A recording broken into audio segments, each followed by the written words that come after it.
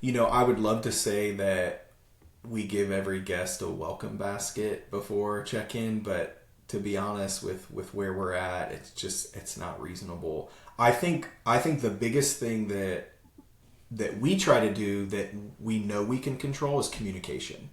So our between when they book and let's say checkout, they're probably getting about 8 messages. Now we spread them out and we evaluate this pretty regularly to make sure that we're not overdoing it, but it's a mix of in-app versus text messages. And it can be, hey, check out our guidebook if you want to book, additional amenities in advance, or hey, don't forget the guest verification.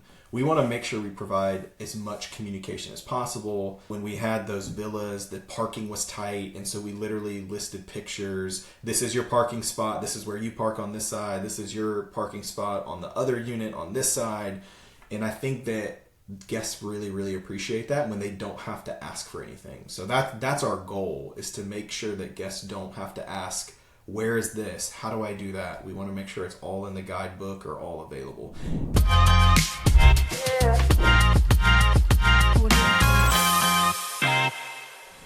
Hey everybody, welcome back to the STR Investing Podcast. I'm your co-host Mark, and today I've got a really cool guest, man. We've got Cody Kramer. He lives up in Charleston, South Carolina, and he's built a portfolio of properties all across the country in some different markets. And he's been an avid listener of podcasts and has listened to our show, taken some value out of previous guests we have, and now he's here to bring some value to the future listeners. And so, Cody, thanks for coming on, man. Thanks, Mark, for having me. I appreciate it. Like you said, I've been listening for some time now, and enjoy the value that you provide on this podcast, and happy to share anything that would be of value. Cool, man. I love it. Well, thanks for joining. Excited to have you. Start us off with just a little bit about who you are, where you're from, just a little background on you so we can get to know you as a person. Yep, sounds good. So I am originally from Charleston, South Carolina. So I had actually moved away for a few years out west with my family because I got my start in a career. I got my start in hospitality. So I worked in hotels for about 10 years. Most of that was on the revenue management side, and got started here in Charleston, worked for a resort. So we had a couple hotels and then vacation rentals. And so part of my responsibility was managing pricing and everything for that. This was back when we were doing iCal links and manual rate updates. There was no such thing. I mean, there was dynamic pricing in hotels, but there wasn't dynamic pricing for vacation rentals because of the different types and stuff. And so that was fun, going through 250 of those, every week or every other week, trying to update length of stay and all of that. And then my last job, I was in Denver, Colorado as a director of revenue for a box hotel. So lived out west for a while, and then came back here to Charleston, where I reside again. Cool, man. Charleston's a beautiful part of the country to live in, for sure. You guys have like some of the best food out of any cities. Oh yeah. That's cool, man. So started out in the hotels, have a long history in hospitality, and then what was that kind of step that got you into the short-term rental space? Well, I think, firstly, I won't say who I worked for because I don't want to throw anybody under the bus, but I saw what our management team was charging owners to manage, and it was full service. So we had kind of in-house maintenance, in-house everything, housekeeping. Some of the rates, I mean, it was 40-50% of revenue, which now, because of competition, it's certainly not quite that high in the industry. And so I thought, man, this is not a bad gig to get into if you can charge premiums that high. But I think ultimately I enjoy hospitality. I enjoy meeting new people. I enjoy even the strategy of it. Okay, can I fill this gap on, with my property? And so I think back in 2020, I wanted to find a way to kind of do my own thing. So whether that was investing, whether that was partnering with somebody, maybe it's managing other people's properties, I wanted to kind of get in the game myself. So that's kind of what started it. And then actually in 2022, a couple years later, I had successfully been a part of a partnership. We actually manage, this was our first kind of go at it. We're managing a 9-unit apartment complex in Myrtle Beach, South Carolina. So fully short-term rental. I was the person that was going to lead the management side of it. And so that was kind of a fun foray into it. And then I had an acquaintance call me and say, hey man, I'm starting to manage some of these short-term rentals. I was in the little leagues. He was in Kansas, and he was like, this is like, we're in the Smokies now. He's like, this is totally different. I know you know how to do this. Can you help me? And so it was kind of right place, right time. I got linked up with this guy named Chris, and we ended up starting Ascent co-hosting together, and kind of led to some of these other things as well. Cool, man. That's awesome. I love that you said the quiet part out loud, which is a lot of people will not say the main reason, which is that there's great income potential, and you can make a good living and build a profitable business and have fun at the same time. It's almost like taboo. Everybody doesn't really want to say it, but it's the truth, right? Some of these larger companies are bringing in huge revenue. A lot of them aren't profitable because they don't know how to operate, but they have these crazy revenue opportunities.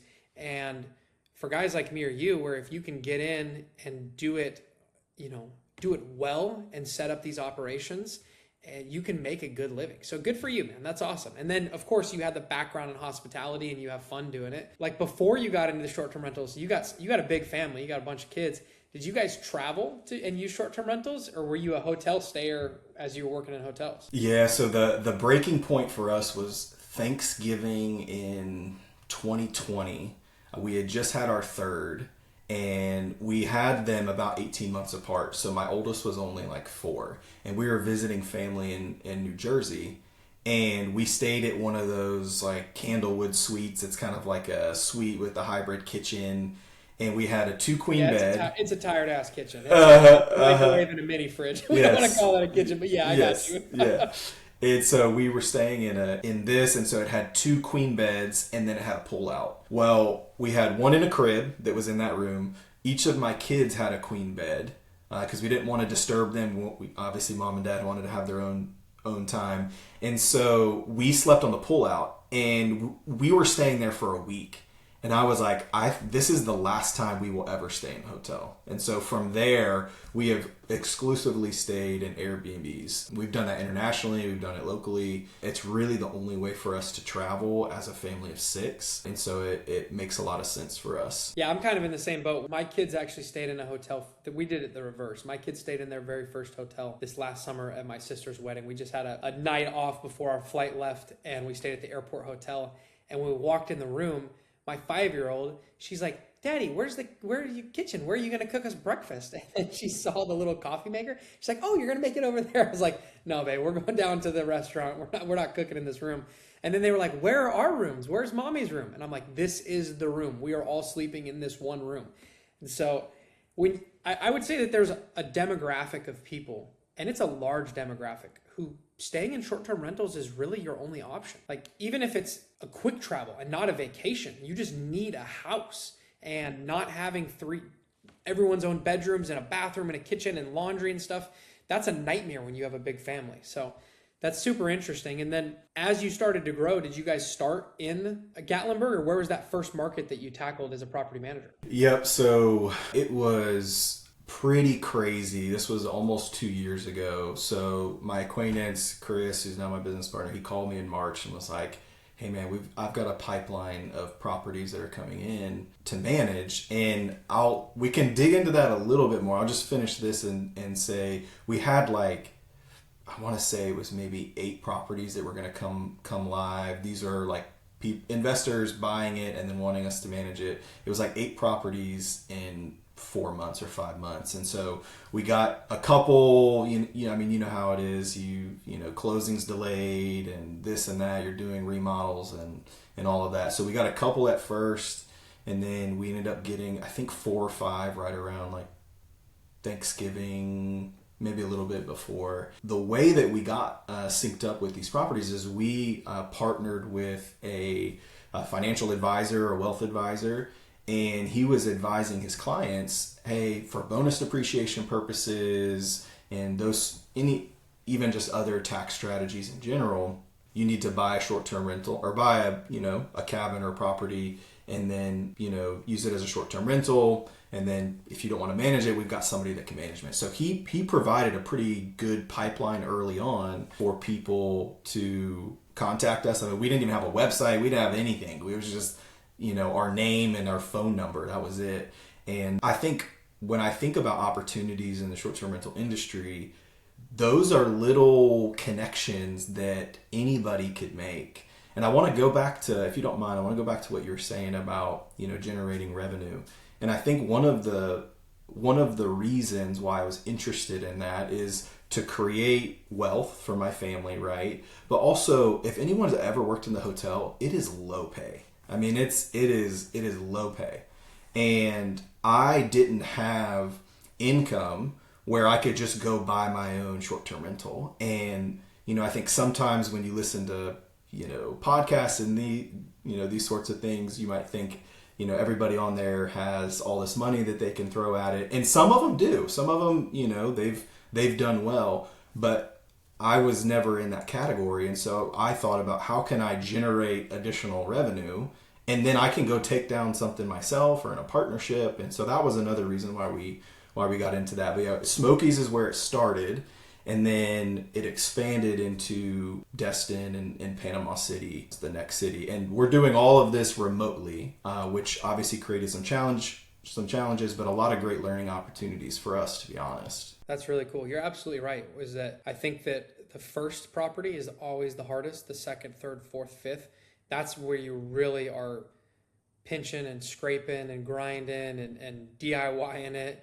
And a lot of people don't even know how to take that first step. And they listen to a lot of our guests who are like, oh, we've got 3,000 properties and we raised a fund with $100 million. And that's hard to relate to because not everybody has that skill set or has those connections. But you can start a co-hosting business from scratch and get going. There's a lot to unpack there. I want to circle back to your guys' lead source because I thought that was super interesting how you started with a kind of a non-traditional lead source to get you some new properties online, and versus a lot of people that are starting in property management, they think they have to go get active short-term rentals, which oftentimes is a race to the bottom and maybe not the best customers to get. So would you talk about that initial lead source and if that has continued to be like your growth model that you've focused on? Yeah. It's something that we were certainly grateful for. So my business partner, Chris, was a part of a mastermind group that wasn't even geared towards like short-term rentals or real estate. It was more like family, career, that sort of thing.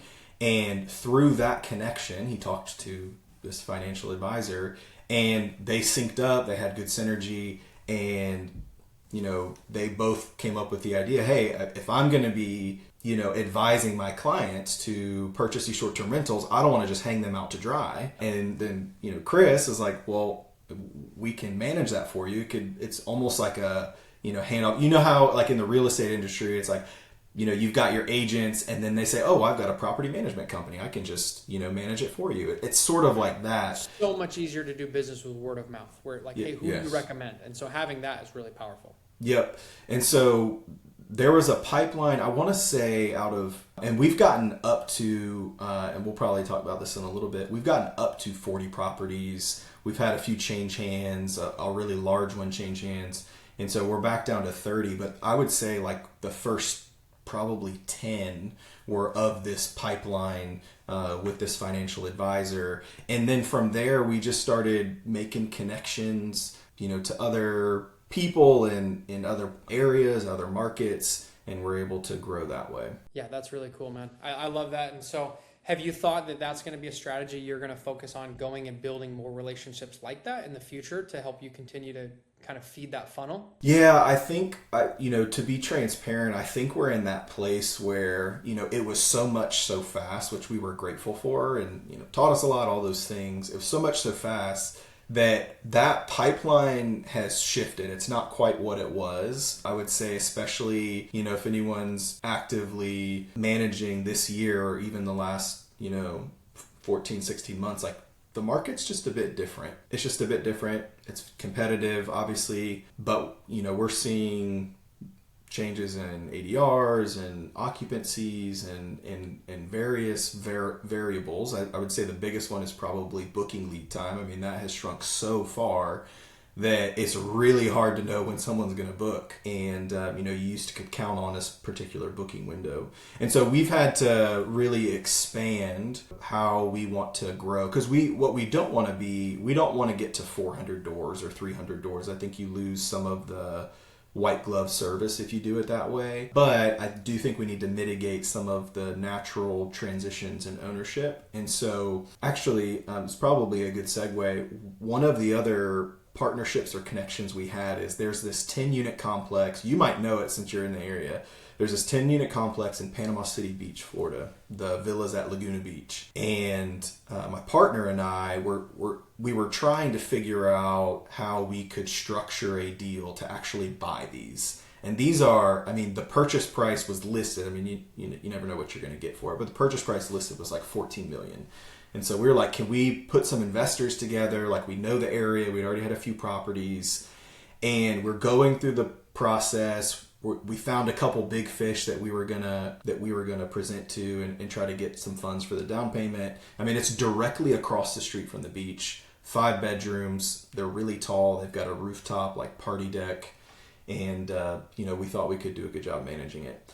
Well, it fell through. So we didn't actually buy it, but the sellers were so impressed with our whole conversation that the current management company that they fired them and let us manage them. And there's 10 of them, and they're $1 million plus. And that's a huge bump to your management portfolio. Oh, I mean, it doubled our revenue. And we got to carry that through the summer. They had some transition where they were going to do some foreclosures, unfortunately. And so the management contract got kicked in August or September. But we had that whole summer that literally doubled our revenue from, what we had previously done. All because we were trying to take it down ourselves. We couldn't, but then they liked our strategy and things. And so they let us manage it for, about 6 months. And, it was great. It was great. Great while it lasted. Good ride. Yeah, that's super cool, man. Yeah, the cool thing is that you never know what kind of opportunities are going to arise when you put yourself out there and when you pick up the phone and you start trying to make deals and having conversations with people. It often, if not always, ends up different than you thought. And we were just at our company offsite, and somebody said something really, really powerful where they said, you oftentimes overestimate how far you can get in a very short period of time, but then you underestimate how far you can get in a long period of time, which is really interesting. If you just give it time and you just keep showing up, the likelihood of success becomes much more likely. And you guys have clearly seen that in a pretty rapid time period too, because you started this, just a couple of years ago, and you're up to 30, 40 plus properties. Yeah. And I would double down on what you said. I would say for me, I am not as great at connecting and meeting and all of those things as my business partner is. And so I think that's where, if you don't have that skill set, and I have some of that, I think, but I would admit that my partner is better at those things than I am. And without him, I mean, and same thing on his side, like that's where I appreciate the give and get of a relationship where, without him, I wouldn't have those connections. We wouldn't be managing those properties, at least some of these. And then without me, we're not actually able to execute on that since I'm responsible for the sales and the revenue and all of that. And so I think that's where, if, it's not reasonable for somebody to think that they can do everything themselves. And so I think if you have a strategic partner or two that can balance where maybe you are a bit weaker, I think that can even expedite some of the growth that you want. Yeah, I love that, man. It's so cool. How have you guys done all this remotely? Because you mentioned that, you touched on it, and then we breezed right over it because we had so much other stuff to unpack. But how has that been doing that remotely? Because you're in Charleston, you got a bunch of properties in the Smokies, you got properties in Florida. Like, you can't just hop in your car and get there in an hour to fix a problem. Yeah, I can't. In Charleston, to get to the Smokies, it's about 6.5, 7 hours if you were to drive straight. And then to get to the Panhandle for me is about 8 hours. So not close at all. And I would say that's some concern. I had a little bit of concern initially with being able to execute on that. But I think The great thing about technology the last 10 years is that it's given us the ability to do a lot of those things that maybe we couldn't do, or maybe it wasn't feasible to do remotely, where we could do that remotely, whether it's, utilizing a particular operational tool like Breezeway, which is what we use for clean. So you can see pictures, you can see timestamps, you can see all of those things to make sure the cleaning's done. Or you have, simple cameras at the properties, or you've got obviously dynamic pricing tools that can adjust to various markets. But I think it starts and ends, and I would actually love to get your opinion on this, Mark. I think it starts and ends with your cleaning team, or whatever cleaning/maintenance team that you have. Because if you don't have that, somebody that's trusted and trustworthy and can do the job efficiently, then you're going to have a really, really hard time in any market, even if you're local. I mean, if you're a local and you still have a hard time with your cleaner, unless you want to clean it yourselves, which you probably don't want to do, then, you've got to find those reliable people. And you can do that through Turno. You can do it through specific ads, word of mouth again. But what do you think? What do you think is the crux of that success there? Yeah. I mean, I would agree with you that it's kind of like it's kind of like flying a plane.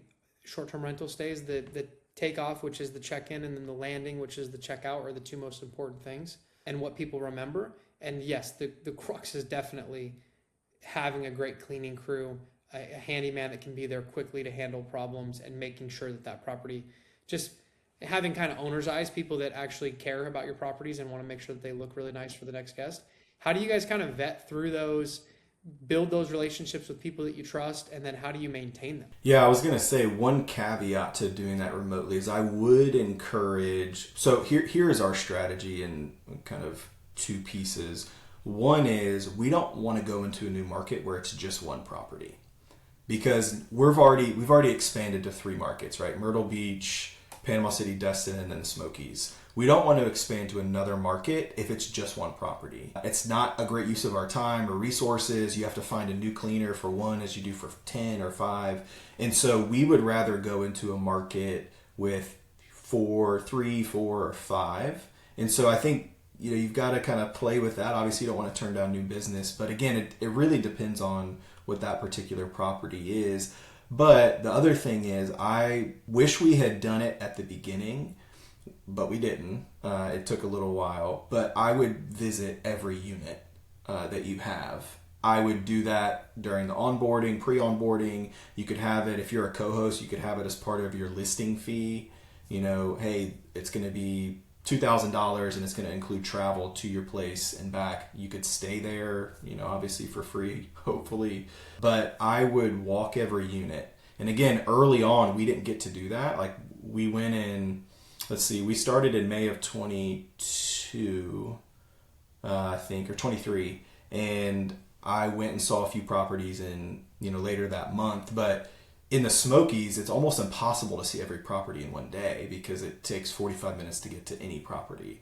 And so my encouragement would be to walk every property so at least get a feel for what it's like. There's nothing worse than, as a host, someone's asking you where something is and you don't know. And you're like, wait, I'm supposed to be a host and I don't know this. Like, this isn't ideal. And then, whoever your cleaning staff, and we also met our cleaner. So we met cleaners on site, landed on a really hungry, great young couple, and they became our eyes and ears. And so I think you've got to do that if you're not close by.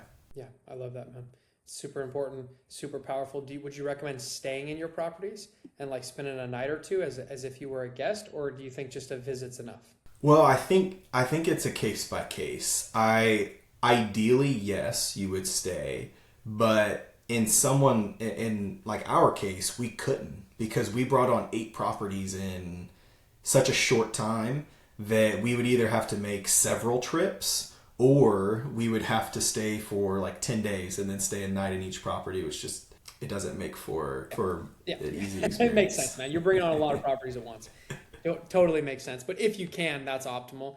So we've never really talked about this on this show, but you kind of mentioned it, and I'd love to probe you on this. What's your tech stack look like? Would you walk us through what that looks like? You don't have to go into crazy detail, but it'd be good to know what services, tools you're using, how you stack them up, and what's been beneficial? Yeah, happy to. I actually, I love talking technology. I think coming from the dark days of everything being manual, I have grown a fondness and appreciation for technology.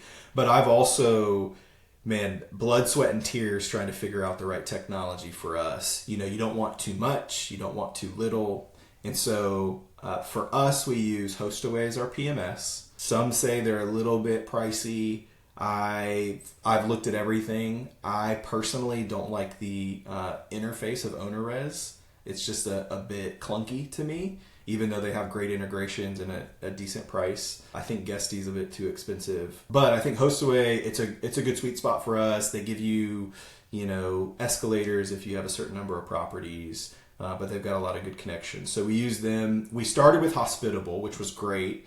I think we started when they were just a couple years old, so it was just a shell of what it is now, but we found it wasn't quite what we needed to grow. So Hostaway, I think it's everything that you need. We use PriceLabs for revenue management. I like PriceLabs and Wheelhouse. I've used both. I really like both, but right now we're with PriceLabs. Operationally, Breezeway is what we use for our cleaners, to pay our cleaners, and then I guess this is the most recent one, but we use Happy Guest for our check-in, guest verification, our guidebooks. It's kind of an all-in-one platform, and so that's what it is. Cool, man. I love it. Have you guys switched often, or is this something that you kind of toyed with at the beginning and then you feel like you needed to stick with what you've implemented, and then are you looking to change in the future, or is this something that it's like, I've got it, I feel good about this stack, and I don't think we need to make any updates? Yeah, I think if you've done this long enough, you don't want to make any changes. Like if you have to change PMSs, it can be excruciating. I would say I am always, and I tell vendors this all the time, I'm always open to looking at alternative technology. The goal for me, like one day I would love to have one technology for everything. Like I don't like using multiple vendors. I try to use as a small number of vendors as possible, and I want integrate as many integrations as possible so that I'm not having to do things manually. So we changed PMS once, we've changed revenue management once, operations we've only ever had Breezeway, and that was bore out of when you do the co-host model, at least how we do it, we bill for our services at the end of the month. And what we were finding is between that and cleaning fees, we didn't have enough resources or places to store credit cards. So like we tried to use Venmo, and it's like you max out at 5 or 10 credit cards or whatever it is. And so we really just needed Breezeway to just run credit cards, which they'll do. And you can have one per owner, you can have it auto charged, super nice and easy. And then again, just the records of the cleans is nice as well. And then I would say over the last 6 months, we had some really good learnings in the Panama City, Destin area. Spring break crowd was rough on our properties, and between our cleaners and our owners, we were like, we got to do something different. And so we use Happy Guest. They have a check-in process where it's either a damage waiver that you buy, security hold, which they're not the only company that does this. And I think that has helped us kind of eliminate some of the damage and all of that. They also have a simple guidebook, so it's simple, easy to use. Guest log in use the link before they check in, and they get all the check-in details. So what do you guys think is the most important thing when it comes to the check-in? Obviously, the kind of the cleanliness and some of those things. Is there anything that you guys do above and beyond that you feel like has really made a meaningful impact for the guest satisfaction and ratings and things like that? I would love to say that we give every guest a welcome basket before check-in, but to be honest, with where we're at, it's not reasonable. I think the biggest thing that we try to do that we know we can control is communication. So between when they book and let's say checkout, they're probably getting about 8 messages. Now we spread them out, and we evaluate this pretty regularly to make sure that we're not overdoing it, but it's a mix of in-app versus text messages. And it can be, hey, check out our guidebook if you want to book, additional amenities in advance, or hey, don't forget the guest verification, we want to make sure we provide as much communication as possible. When we had those villas, the parking was tight, and so we literally listed pictures. This is your parking spot. This is where you park on this side. This is your parking spot on the other unit on this side. And I think that guests really, really appreciate that when they don't have to ask for anything. So that's our goal, is to make sure that guests don't have to ask, where is this? How do I do that? We want to make sure it's all in the guidebook or all available. Now, the reality is you can do that, and there's still guests that are, what's the Wi-Fi? It's like, well, you have I'm about... that guest. You send me a bunch of messages. I'm like, what's the Wi-Fi, dude? I don't need to know anything else. Yeah, I don't want to read through anything. Just text it to me, something like that. So you can do that, but there's always going to be guests that just it's right in front of them and they still don't see it. For sure. Yeah, super interesting, man. Really, really cool. So you had mentioned something earlier. I want to touch on one more thing, and then we'll wrap up for time. But you kind of mentioned on how to cut through, the data overload, identify those 4 metrics that matter for short-term rental operators in any market. What do you mean by that? Walk me through what that means to you and how people that are starting to either expand or grow or just considering starting co-hosting or property management. What do you mean by having those 4 metrics that matter? Yeah, I'm glad you brought that up. I'd love to talk about this. Over the last few years, as the short-term rental industry has changed, I've seen my own markets change. You look at the Smokies, for example. If you don't at least have a hot tub and a game room, you're behind.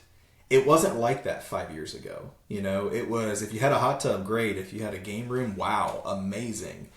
And so I think when we're evaluating either new markets or markets we're in, I think sometimes we can, and I myself is included here, sometimes we can get a little scared of the competition and, how am I going to stand out and this and that. And I think for me, and I actually want to go back to one of the markets that you evaluated the other day in Miami, where you're talking about the different number of bedrooms and the revenue jump from a 3 to a 4, I think it was, or something. That, I would say, inventory by unit type or unit count, bedroom count, is one of the metrics that matter. So when we were going into Panama City, we specifically looked at all of the metrics, historical, current, what have you, that were 4+ bedrooms. And what we saw was, and this is, it's been a while now, so maybe a little fuzzy. I want to say like 40% of all Panama City Beach listings are condos. So almost half of your listings are condos. That's already going to be tough to stand out in a condo building that you don't own or control. And so we never wanted to do condos. So then we started looking at homes, and it's like, there's a lot of 1 to 3 bedroom homes. There's not nearly as many. I think there was less than 10% inventory on 4+ bedroom homes. So what we evaluated in those markets was, if we're going to buy something, it's got to be 4+. And so all of the properties that we either own or manage, so I'm in a partnership down there on one, and then we manage a couple others. They're 4 bedrooms, and they're also duplexes. So it's 4 on. So when we list our properties, we list the 4 bedroom on each side, and then the combined listing at 8 bedrooms. Or if we have the 5 and 5, and then the 10. That gives us extra exposure, and it also creates the opportunity where you've got those multi-gen families that are coming in. And, Panama City, I think gets 4 or 5 million people per year down there. And a lot of people are traveling with family, friends, extended family. And so we lasered in on the 4+ bedrooms as a key metric for us. And I would do that in any market. Find your niche in bedroom count and see where, not that you don't want any competition, but just see where maybe there's opportunity. Is there a certain count that's lacking that maybe you could perform well in? So that would be number 1. I would say from my time. Before you jump into number 2, yeah. Listen to the Market Monday data report, which is what Cody was talking about. We break Yes. down the bedroom count, occupancy, revenue differences, and there are some substantial differences between a 3, a 4, a 5, and a 6 in almost every market. So you listen to that every Monday. But keep going, Cody. So what's number 2? Yeah, I say number 2, it could be 1B maybe, is RevPAR. So your revenue per available room. This is a metric that I used it every week, every day when I was in hotels. And that has since shifted into short-term rentals, being able to utilize it. And for those listeners that may not know, it's basically how efficiently you're selling each night at your property. And so some people want to get so focused on occupancy. Some people want to get so focused on ADR. The sweet spot is your RevPAR. It's how well you're both occupying your unit and charging for your unit. So for us, I would rather have, and I hope most operators feel this way, I would rather have a lower occupancy and a higher ADR, because that's less wear and tear, less number of stays, less potential issues. You make more money. You have less turns. You have less money to cleaners. Exactly. You make more money at a lower occupancy with a higher nightly rate than you would if you were at a 70% occupancy and the property made $70,000 a year, and you were at 60% occupancy and the property made $68,000 a year. You'd make more money net at $68,000 than you would at the 70. Yep, exactly. And so RevPAR should be your metric. And that's what I would say. Again, coming from hotels, what I do now, RevPAR is your metric. It's how you can measure yourself against your competitors. It's how you can see where there's opportunity in the market. It's how you can forecast revenue for the future year or historical year. So I would say that's the other one. I would say lead time. You have to know your lead time. My lead time in Myrtle Beach is less than 30 days, which means I should not be dropping price outside of 30 days because we're not even in the booking window yet. Smokies, depending on the unit count, we've got 1 to 6 bedrooms. My 1 bedrooms are about 30 days, maybe 40 days. My 6 bedrooms are 90 to 120, depending on what they're booking for, what month they're booking for. So you've got to know your lead time. If you don't know your lead time, then it's going to be really hard for you to know where your pricing should be comparatively. And then the last one, it depends on if you're an operator. I would say, what's the amenity list? So, whether it's Wheelhouse or PriceLabs, you can see how many listings, if you're focused, let's just say on 4 bedrooms, you can see how many listings have a pool or how many listings have a game room. You could see those details, and maybe there's opportunity for you to say, hey, there's only 20% of people that have pools. Maybe it makes sense to put in a pool in this property because I could stand out. If you're an investor, then I would say cash on cash. And obviously you've got to do the due diligence of looking at potential revenue. But cash on cash would be another metric depending on what hat I was wearing that I would use. Yeah, it's super helpful, man. Some great points to focus on and think about.